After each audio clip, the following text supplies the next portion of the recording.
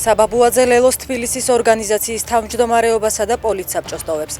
დიდ შეცდომად მიმაჩნია და არ ვეთანხმები ასეთ ვითარებაში ადგილობრივ არჩევნებში მონაწილეობას წერს ბუაძე. პოლიცსაბჭოსა და აღმასრულებელი მდივნის პოზიციას ტოვებს დეამეტრეველიც. ლელო ძლიერი საქართველოს გადაწყვეტილებას ეხმაურებიან ხელოვანები. არჩევნებში მონაწილეობა შეცდომაა, ყველამ უნდა გაითვალისწინოს საზოგადოების უმრავლესობის აზრი. წერს გიორგი უშიკიშვილი, რომელიც 2024 წლის საპარლამენტო არჩევნებზე ძლიერი საქართველოს საარჩევნო სიის მე-9 ნომერი იყო. თბილის რომ გამოგლეჯენ რუსთაველზე მოიტანონ ჭიჭინაძის კვეთაზე, წერს მსახიობი კახა კინწურაშვილი.